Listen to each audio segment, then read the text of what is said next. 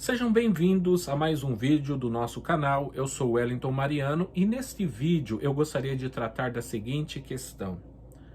Devemos descartar as obras do Ravi Zacharias? Ou, colocado de uma outra maneira, a produção intelectual do Ravi Zacharias deve ser deixada, nós devemos deixar de consumir todos os materiais que Ravi Zacharias produziu?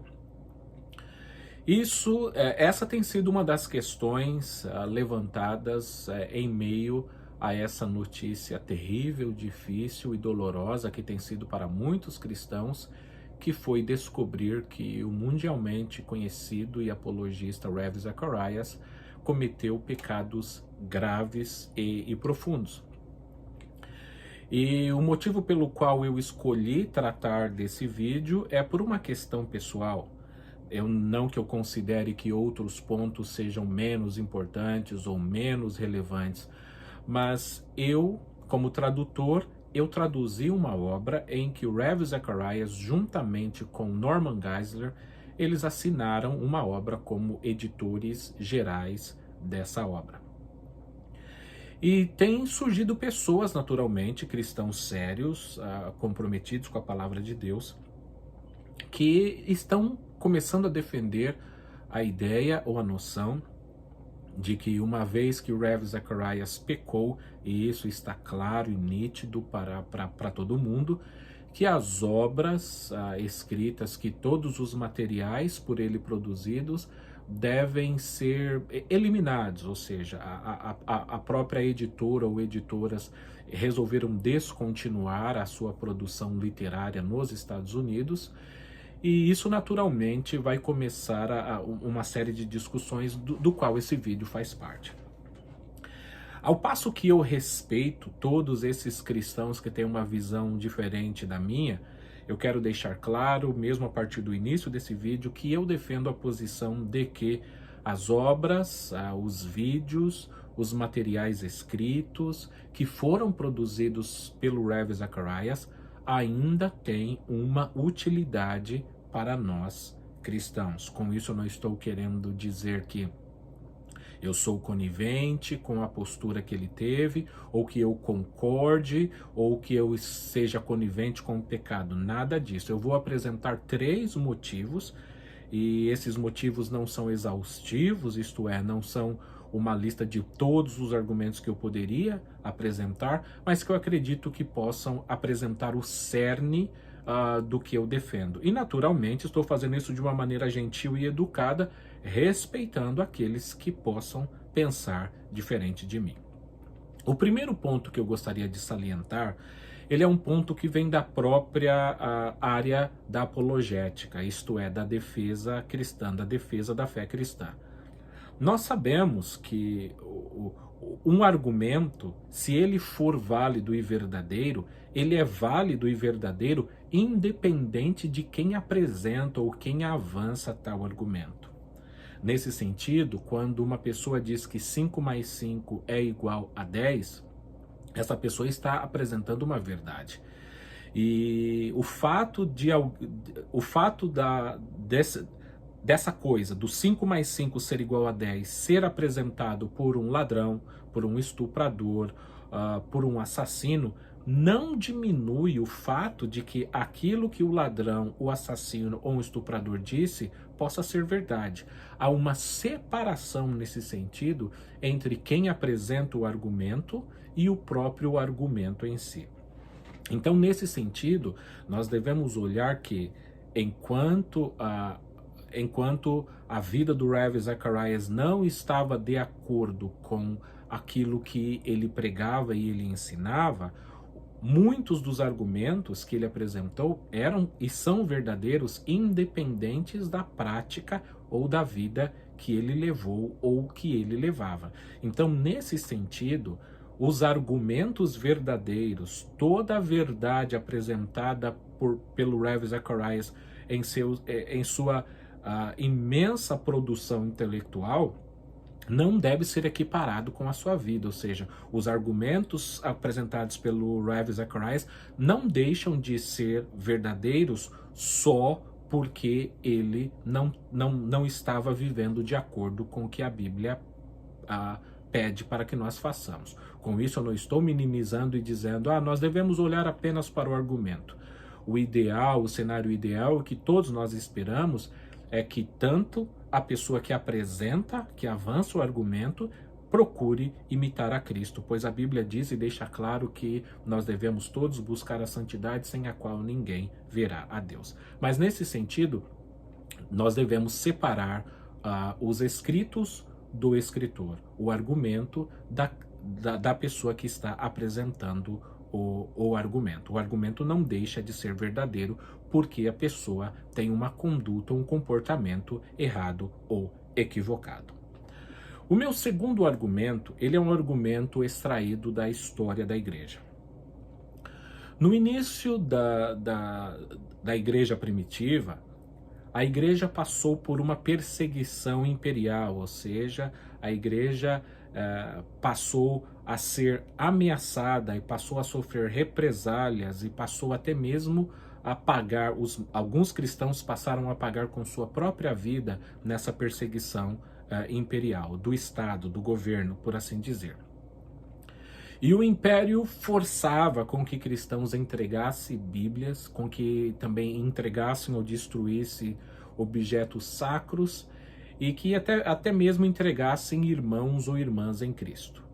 E naturalmente que alguns sucumbiram a essas ameaças e a essas perseguições, ao passo que outros foram mais fortes e não sucumbiram a isso.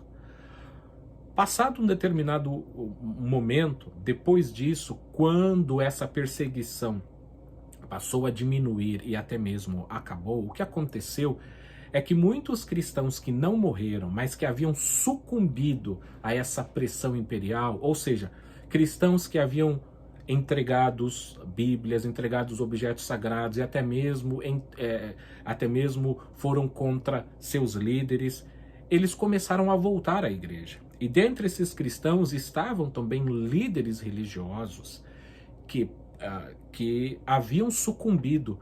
E quando esses cristãos, e especialmente os líderes religiosos, voltaram à igreja, então começa uma discussão sobre o seguinte ponto.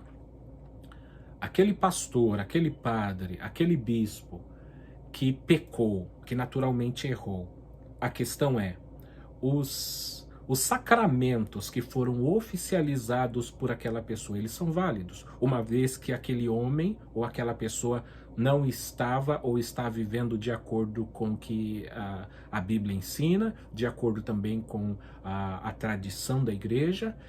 E aí surgem basicamente dois grupos, e um desses grupos defende que, uma vez que o oficiante ele não está com a sua vida de acordo com a Bíblia, de acordo com aquilo que a tradição da igreja também ensina, que naturalmente tudo que foi oficializado por ele deve ser considerado nulo.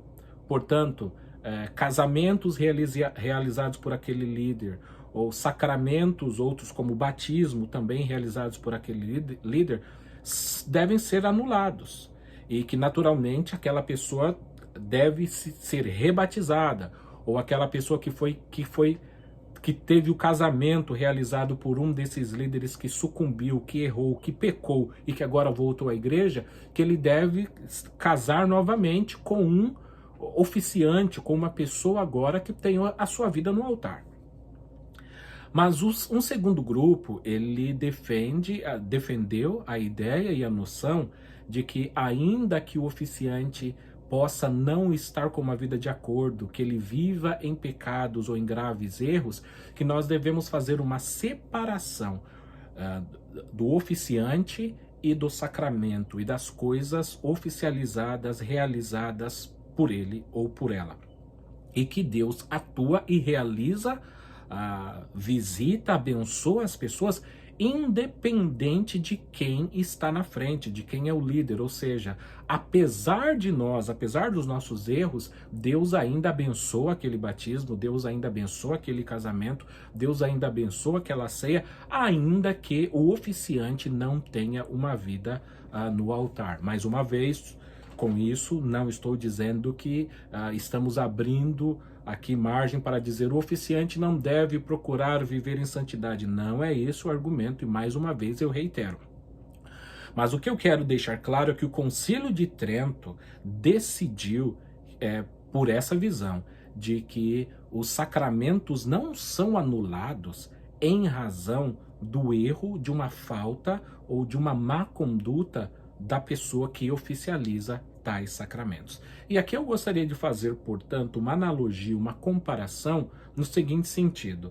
O Concílio de Trento, o Concílio da Igreja, decidiu que ainda que a vida de um oficiante não esteja de acordo, que os atos por ele feitos não são anulados. Dessa maneira, eu faço a seguinte analogia, comparando o sacramento ao escrito e ao oficiante, ao padre ou ao bispo, ao escritor, ao palestrante que foi o Ravi Zacharias. Eu entendo essa situação por esse mesmo ponto de vista, por esse mesmo prisma. Ou seja, que os escritos, e que eu estou comparando como se fosse o sacramento aqui, não são anulados em razão daquilo que ele cometeu, dos erros e dos erros gravíssimos que ele veio a cometer, infelizmente. E por fim, o meu terceiro argumento é baseado naquilo que está escrito em Tessalonicenses. A Bíblia diz: examinai tudo e retende o que é bom. Claro, nós temos que levar em consideração todo o contexto. E no contexto em que esse versículo foi citado, ele está falando da igreja, ele está falando de pessoas que estão entregando profecias, a palavra de Deus, e que as pessoas devem ouvir tudo o que aquelas pessoas disseram, e elas devem examinar tudo e elas devem reter o que é bom. Como aplicação, eu penso que isso também possa se aplicar ao caso do Ravi Zacharias. Os cristãos, especialmente os maduros, têm como analisar a sua obra e reter aquilo que é bom. Eles podem olhar tudo que foi produzido pelo Ravi Zacharias e reter aquilo que é bom. Você naturalmente pode ter uma opinião diferente da minha e até mesmo pode acrescentar aí mais argumentos para a sua defesa. E naturalmente o seu comentário ele é muito bem-vindo aqui, caso você discorde de mim, assim como caso você concorde, mas a minha ideia aqui é contribuir no sentido de que ainda que a situação seja muito difícil, muito complicada, eu não penso que nós temos motivos para destruir ou anular tudo aquilo que foi produzido pelo apologista Ravi Zacharias. Que Deus abençoe a todos vocês e que esse vídeo de alguma maneira possa ter contribuído para o nosso crescimento e o nosso amadurecimento como cristãos.